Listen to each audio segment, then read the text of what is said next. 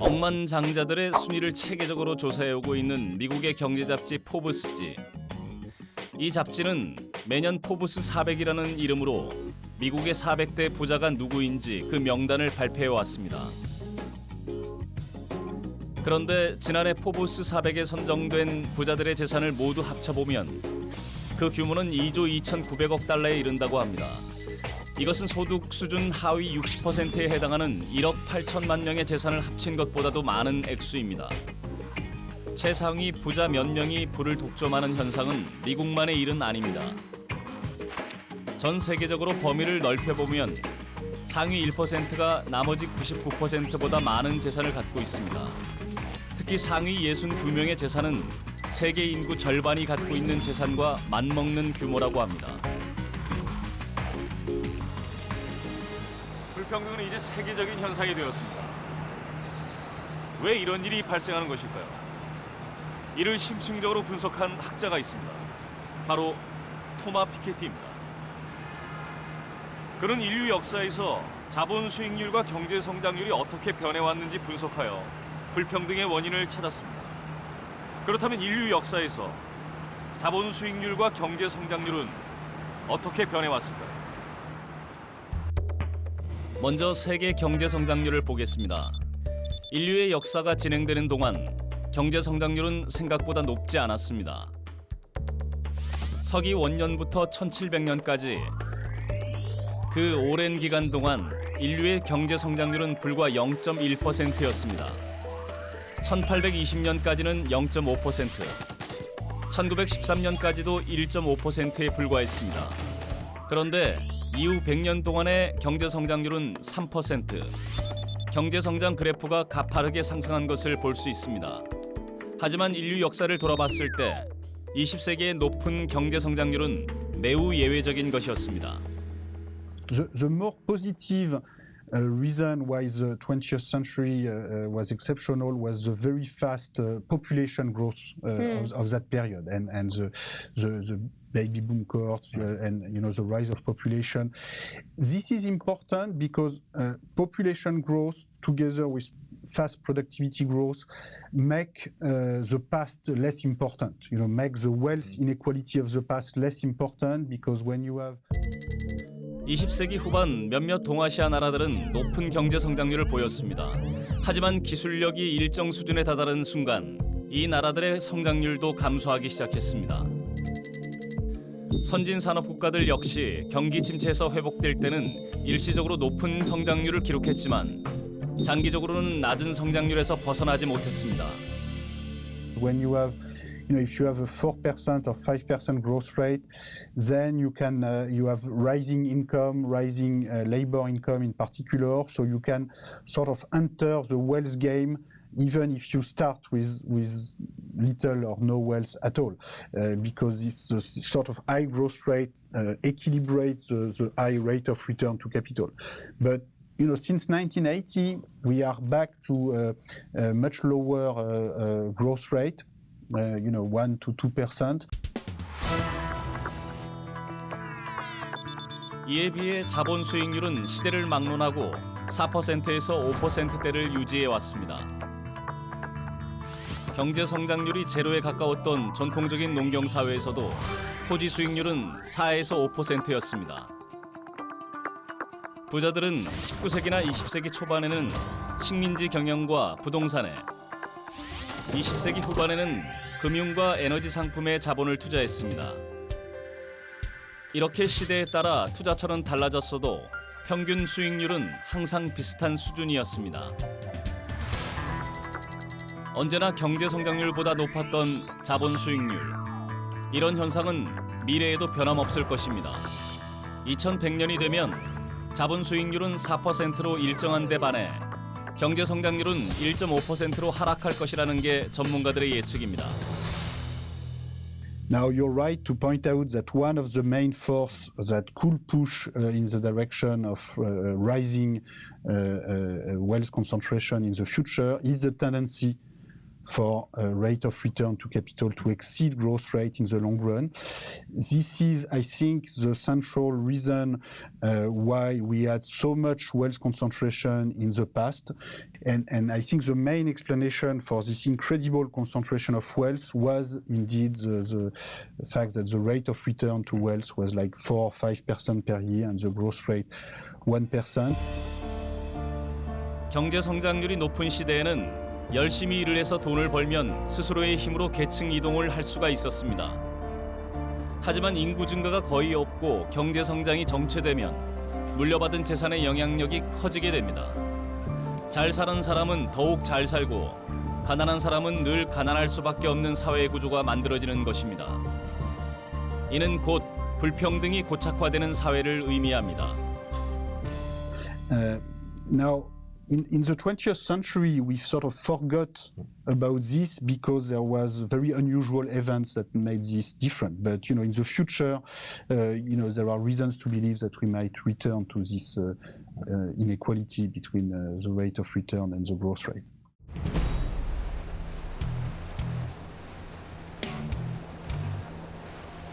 미국에서 불평등이 가장 심각했던 시기는 남북 전쟁이 끝난 직후부터 대공황이 시작되던 때까지 일명 도금 시대라 불리던 시기입니다. 독점 기업이 등장하고 부가 소수에게 집중되던 도금 시대. 뉴포트는 이 시대를 상징하는 곳입니다. 당시 대부호들은 앞다퉈 이곳에 보다 크고 보다 화려한 별장을 지었습니다. 더 브레이커스 저택은 그 중에서도 가장 압도적인 규모를 자랑하는 곳입니다. 금으로 장식된 벽면과 가구들이 즐비한 이 대저택의 주인은 철도 재벌이었던 벤더빌트 2세. 그는 이 별장을 프랑스 궁전처럼 만들고 싶어 했습니다. Well, so the Gilded Age of the late 19th century, which seamlessly transformed into the roaring 1920s, the Gilded Age was really a period of vast inequality. It's the period in which we've seen the greatest concentration of wealth at the very top of the economic pyramid. Men like Rockefeller and Jay Gould and Vanderbilt, these titans of finance and industry dominated the areas of the economy where they operated. 도금 시대는 부가 집중되는 독점 자본의 시대였습니다. 최상위 1%가 국가 전체 부의 40%를 갖고 있던 시기. 돈이 정치를 지배하기 시작하면서 미국은 금권 정치로 물들어갔습니다. 지역주의도 팽배했습니다. The Gilded Age offers a cautionary tale. It is possible, even in a relatively democratic society, to see the rise of something that looks more like an oligarchy. And that's what we had in the Gilded Age, and that's increasingly what it seems like we have in the United States today.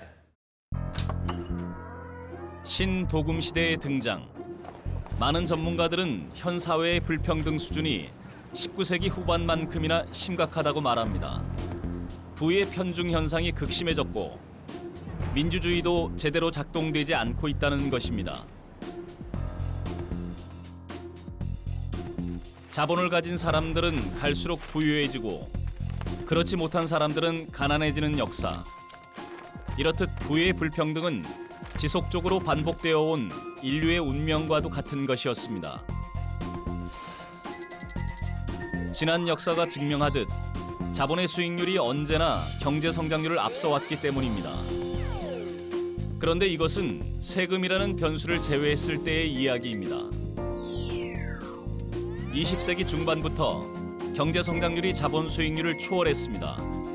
가파른 경제 성장, 그리고 자본에 부과된 세금 덕분이었습니다. Well, I don't think there's another way to fix the issue. I mean, taxes and increased bargaining power for ordinary workers are hard to think of another way to deal with that. Redistributes income, something that changes the bargaining power is the only way to really make a dent in it. 자본 수익률과 경제 성장률의 격차를 줄이는 방법은 두 가지가 있습니다. 자본이 벌어들인 수익에 누진세를 부과함으로써 자본 수익률을 떨어뜨리는 것이 첫 번째 방법입니다. 나머지 하나는 노동소득을 늘려서 경제 성장률을 높이는 것입니다.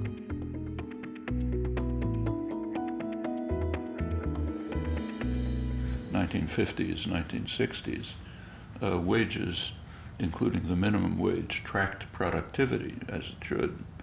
But that relationship broke by the late 1970s. Productivity increases, not quite as fast, but it increases. And remember, these are matters of policy, not of economic law. And that's combined with stagnation or decline for the majority of the population. So real wages for male workers are about what they were in the late 1960s. The productivity has gone way up.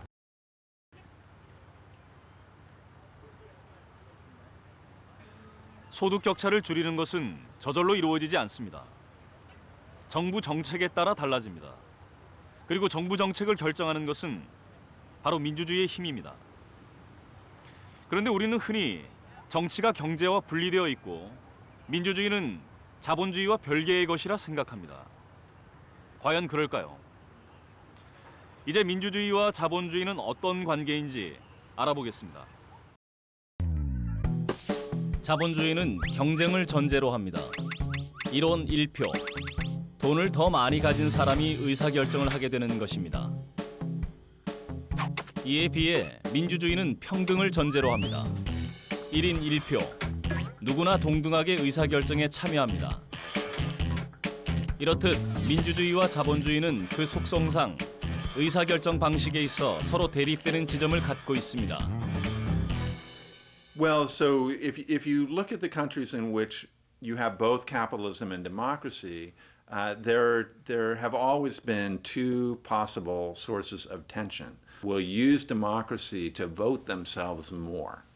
So that's one concern that can happen. The opposite concern, and it tends to be people on the political left who worry about this more, is that capitalism will swallow democracy.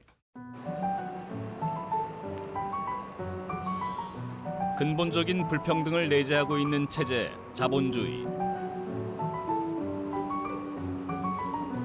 반면 민주주의는 평등을 최대의 가치로 내세웁니다. 때문에 이 두 체제는 서로 양립될 수 없는 것으로 여겨지기까지 합니다. 하지만 자본주의는 민주주의가 나타나고 자리를 잡는 데 결정적인 역할을 하기도 했습니다.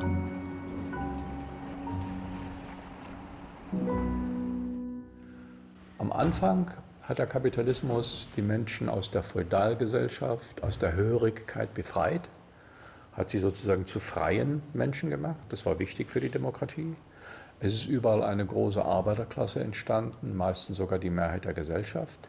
Die hat für die Demokratie gekämpft, sodass dieser Kapitalismus für die Entstehung der Demokratie sehr wesentlich war.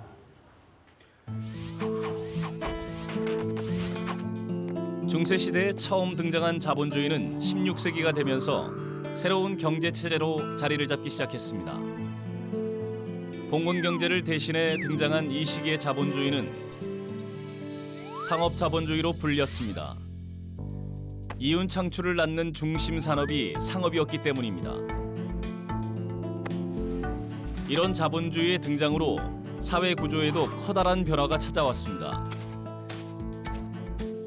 지주에게 농민들이 예속되어 있던 봉건적 신분 구조가 무너진 것입니다.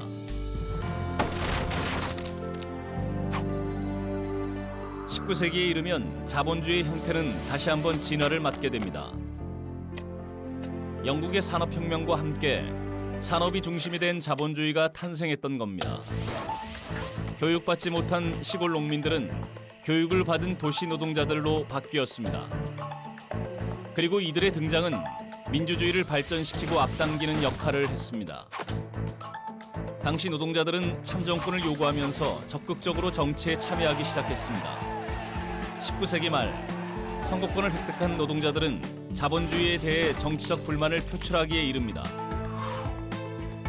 오로지 이익만을 쫓는 자본, 그로 인해 야기되는 경제 불평등의 문제에 대해 정부의 개입과 규제를 주장하고 나선 겁니다.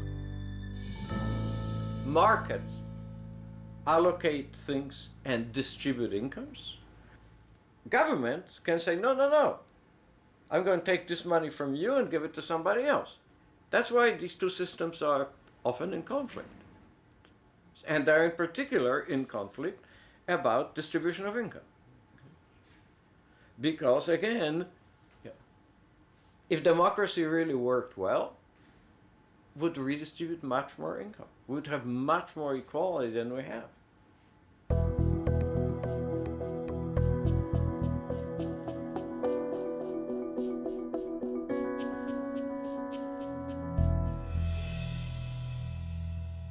그렇다면 시장의 가치, 자본의 가치보다 민주주의의 가치를 더욱 중시하면 어떤 결과를 낳을까요? 여기 1870년부터 2010년까지 소득 대비 자본의 비율을 나타낸 그래프가 있습니다. 이 그래프에서 소득 대비 자본의 비율이 유독 낮았던 시기가 있습니다. 즉, 국민 소득에서 자본이 차지하는 몫은 가장 적고 노동소득의 비중은 가장 컸던 시기입니다. 바로 1940년부터 1980년까지였습니다. 이 시기 소득은 모든 계층에 골고루 분배됐습니다. 경제 성장률도 인류 역사상 최고치인 평균 4%를 기록했습니다. 실업자도 거의 없는 완전 고용 상태가 지속된 이 시기를 우리는 자본주의의 황금기라고 부릅니다. 인류가 키워낸 자본주의라는 나무에서 모두가 비교적 공평하게 그 열매를 따먹던 시기.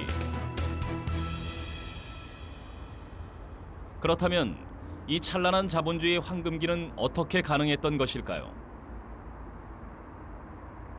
역설적이게도 이 찬란했던 시절은 20세기 인류가 겪어야 했던 가장 참담했던 경험과 맞닿아 있습니다.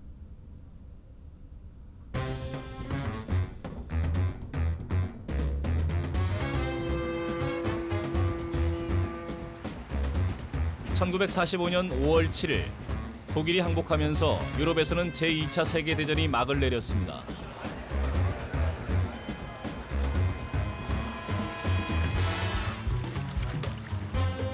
그해 7월 5일 영국 총선이 열렸습니다. 72%의 높은 투표율을 기록한 선거. 대부분의 전문가들은 보수당의 승리를 예상했습니다. 제2차 세계대전을 승리로 이끈 전쟁 영웅 윈스턴 처칠이 보수당을 이끌고 있었기 때문입니다. 그러나 선거 결과는 의외였습니다. 클리멘트 애틀리가 이끈 노동당이 압승을 거뒀던 것입니다. 노동당 정부가 탄생한 순간이었습니다. I ask from you all support that we shall need to carry us through triumphantly through difficult years to the great era which is opening before us. 영국 국민들에게 영향을 끼친 것은 전쟁의 경험이었습니다. 전쟁 기간을 거치면서 정부가 자본주의를 효과적으로 통제할 수 있다는 사실을 깨닫게 된 것입니다. 노동당 정부는 복지 법안들을 신속하게 통과시킴으로써 개혁에 대한 국민들의 열망에 부응했습니다. So, over the course of the 20th century, the United States developed a system that's sometimes called the mixed economy. It was, you could say, a kind of marriage of capitalism and democracy, in which democracy checked capitalism, right? And democracies could decide collectively that certain kinds of problems had to be dealt with collectively through political processes, using political authority. Right? And this model, which maybe had its high point during this post-war period, this period after World War II, is enormously successful. 1948년 미국 대선에서도 비슷한 일이 벌어졌습니다. 당시 한 일간지는 개표가 끝나기도 전 공화당 후보의 승리를 알리는 기사를 일면 톱으로 실었습니다. 당시 민주당의 후보는 현직 대통령이었던 해리 트루먼. 하지만 대부분의 사람들은 선거에서 공화당이 압승할 것으로 내다봤습니다. 16년이나 이어져온 민주당의 장기 집권에 대해 유권자들의 견제 심리가 발동할 것으로 예상한 겁니다. 하지만 유권자들을 사로잡은 이슈는 따로 있었습니다. 바로 뉴딜 정책이었습니다. 실업자에게 일자리를 만들어주고 경제 구조를 개혁함으로써 침체된 경제를 살리겠다는 이 정책은 정부의 적극적인 개입을 골자로 하고 있었습니다. 유권자들은 민주당이 적극 추진해온 이 뉴딜 정책이 공화당의 집권으로 물거품이 될까봐 두려워했습니다. 이것이 트루먼의 승리로 이어진 것입니다. 이후 공화당의 아이젠하워가 대통령 자리에 올랐지만 뉴딜 정책은 1970년대까지 이어졌습니다.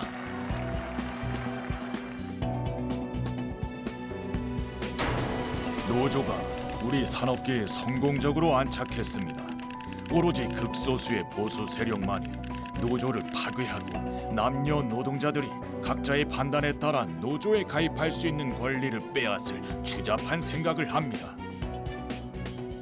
이런 강경한 발언을 한 사람은 바로 공화당 출신의 대통령 아이젠하워였습니다.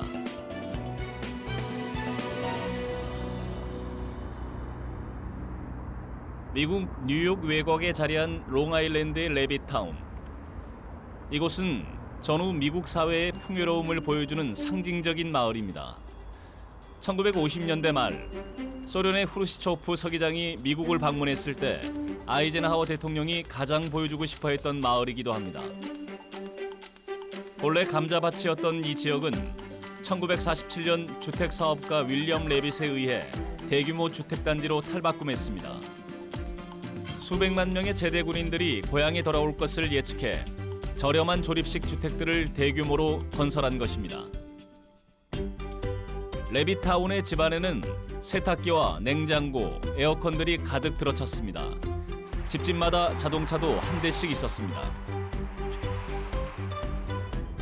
이후 미국 전역에는 레빗타운과 비슷한 주택단지들이 속속 들어섰습니다.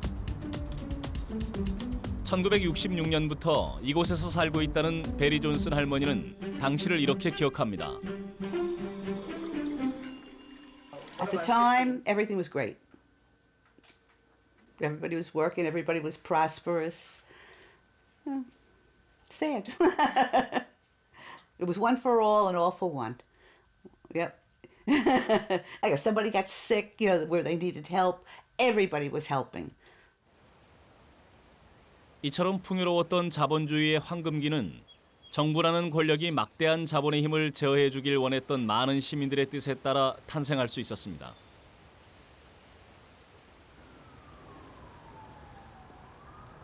제2차 세계대전 이후 시민들에게는 견제받지 않는 자본주의가 정치, 경제, 사회 모든 영역을 위협할 수 있다는 믿음이 널리 퍼져 있었습니다. 대공황을 경험한 시민들은 시장은 항상 효율적이지는 않다고 판단하게 되었고 전쟁은 국가와 시장에 대한 사람들의 생각을 완전히 뒤바꾸어 놓았습니다. 2차 세계대전이 일어나기 전에도 미국과 세계 경제는 대공황의 여파 속에 있었습니다. 이런 상황을 해결하기 위해 미국 정부는 경제에 대한 통제와 간섭을 강화해 나갔습니다. 뉴딜 정책으로 대표되는 이 경제 정책을 추진한 사람은 당시 미국 대통령이었던 프랭클린 루즈벨트였습니다. For too many of us, the political equality we once had won was meaningless in the face of economic inequality. A small group had concentrated into their own hands an almost complete control over other people's property, other people's money, other people's labor, other people's lives. Against economic tyranny such as this, the American citizen could only appeal to the organized power of government. Labour puts first things first. Security from war. Food, houses, clothing, employment, leisure and social security for all must come before the claims of the few for more rent, interest and profit. We have shown that we can organize the resources of the country to win the war. We can do the same in peace. 전쟁이 끝나면서 시작된 새로운 시대. 이제 시장보다는 정치적 수단이 자원 배분의 주된 기반이 되었습니다. 정부는 공동체의 가치를 구현하기 시작했고 시민들은 시장의 가치보다는 공동체의 가치를 우선하게 됐습니다. I know that that after World War II, that Americans felt like they were connected by the bond of shared conflict. And indeed, Europe emerged from the ashes of the World War with a strong sense of solidarity. And that solidarity was embodied in a common project of building prosperity. 풍요로운 사회를 건설하겠다는 목표는 현실이 되었습니다. 독일에서는 이 시기 놀라운 경제 기적이 일어났습니다. 덕분에 독일은 패전국에서 가장 부유한 국가로 단시간에 탈바꿈할 수 있었습니다. 프랑스에서 이 시절은 영광의 30년으로 통합니다. 이때 이루어진 경제 성장은 혁명적이라고 불릴 정도였습니다. 영국에서는 풍요의 시대라는 말로 이 시절을 표현했습니다. 당시 영국의 총리였던 모리스 맥밀런은 자신의 동료들에게 이렇게 장담했습니다. 이렇게 좋은 시절은 앞으로 다신 오지 않을 겁니다. 슬프게도 그의 예언은 현실이 되었습니다.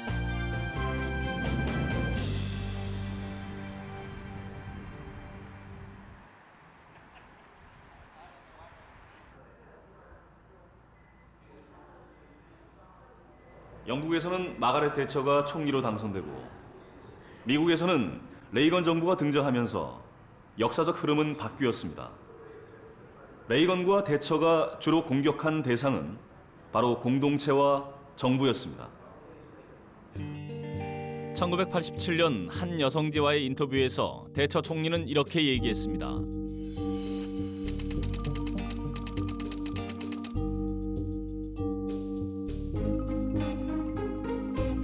개인의 이익을 강조하는 동시에 공동체의 가치를 부정하는 발언이었습니다.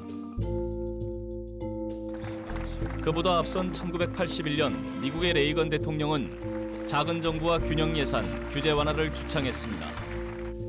In this present crisis, government is not the solution to our problem.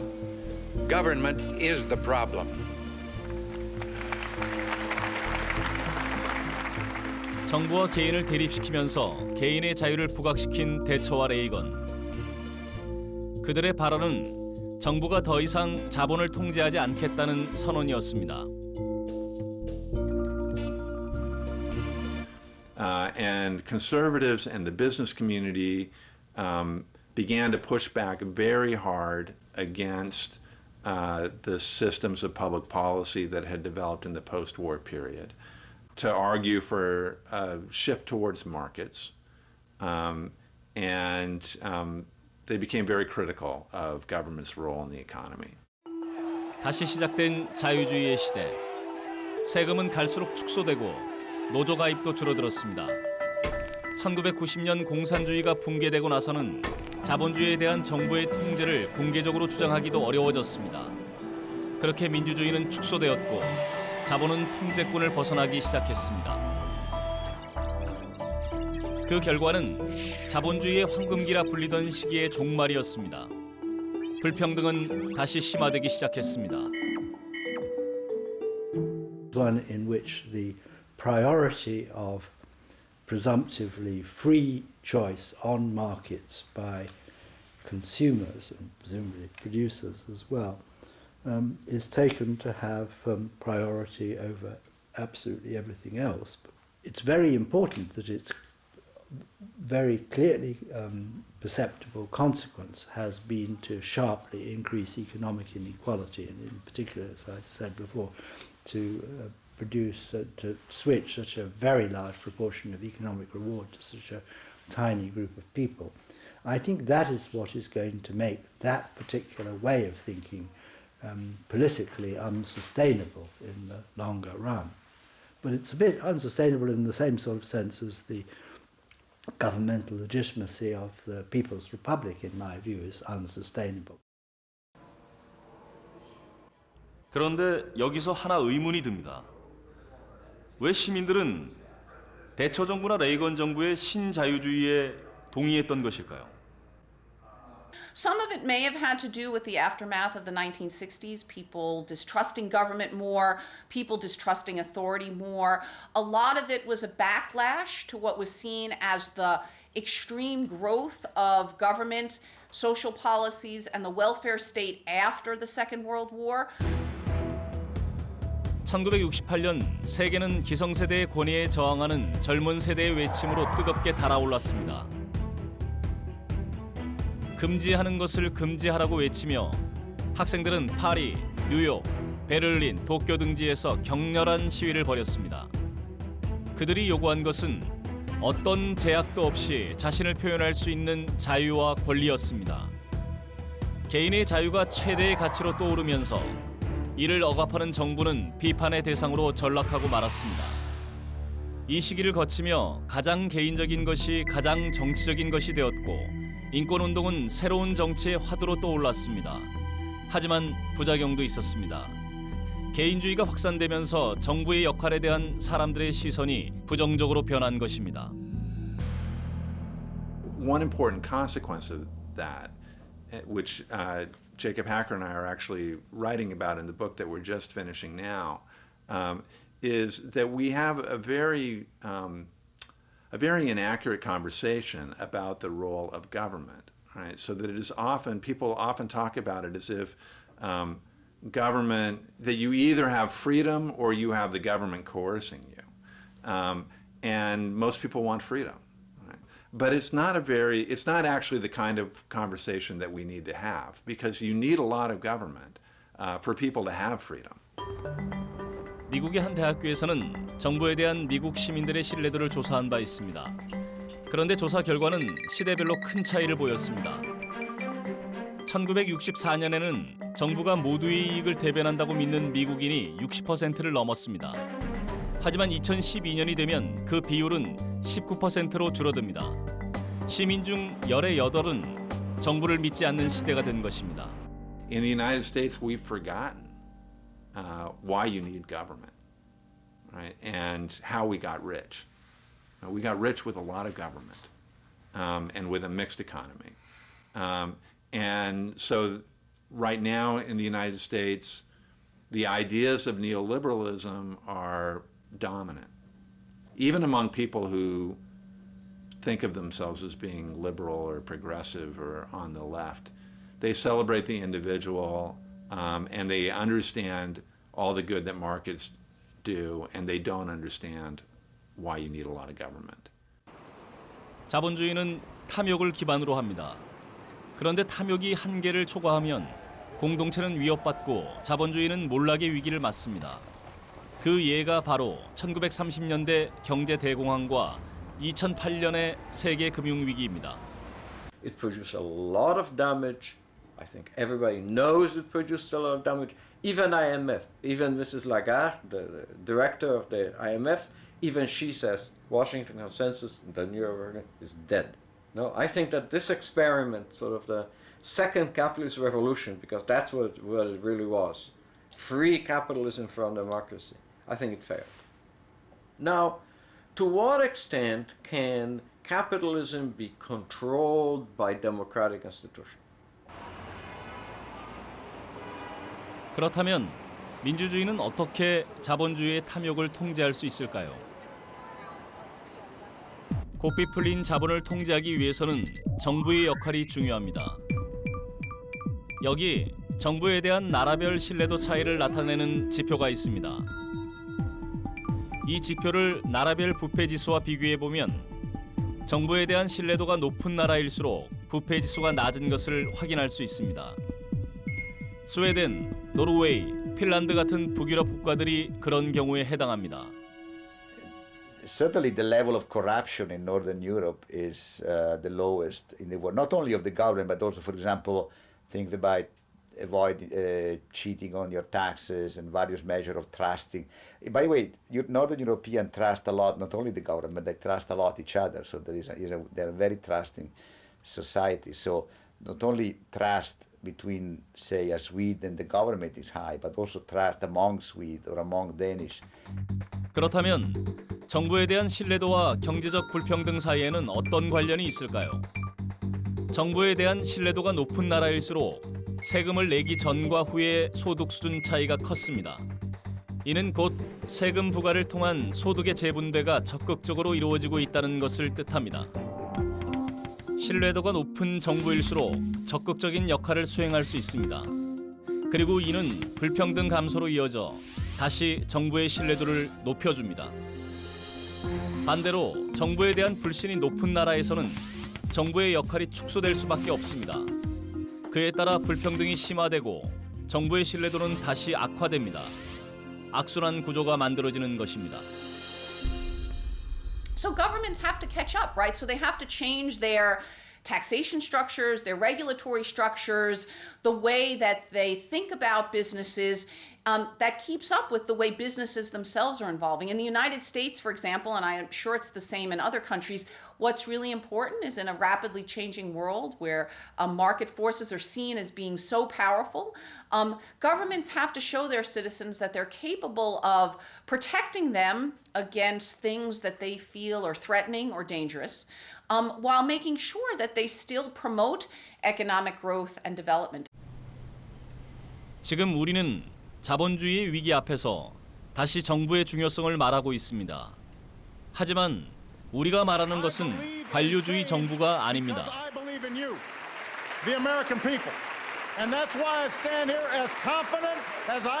정당 정치를 기반으로 한 정부, 즉 시민들의 적극적인 참여로 이루어지는 정부를 말합니다. 이것은 자본주의의 탐욕을 억제할 힘이 시민들 손안에 있다는 것을 의미합니다. 바로 여기에 민주주의의 중요성이 있습니다. 정부는 현대 정치에서는 민주주의 하에서는 정당 정부라는 성격이 굉장히 강하다고 말을 할 수가 있는 거죠. 왜냐하면 정부는 선거의 결과로서 형성이 되는 것이고 선거를 조직하고 운영하고 하는 것은 기본적으로 정당이 대체적으로 일반적으로 하기 때문에 정당 정부의 성격을 갖는다 이렇게 말을 할 수 있겠습니다. 민주주의와 자본주의는 현대 사회를 구성하는 두 기둥입니다. 둘의 관계를 명시한 대한민국 헌법 조항이 있습니다. 한번 읽어보겠습니다. 국가는 균형 있는 국민 경제의 성장 및 안정과 적절한 소득의 분배를 유지하고 시장의 지배와 경제력의 남용을 방지하며 경제 주체 간의 조화를 통한 경제의 민주화를 위하여 경제에 관한 규제와 조정을 할 수 있다.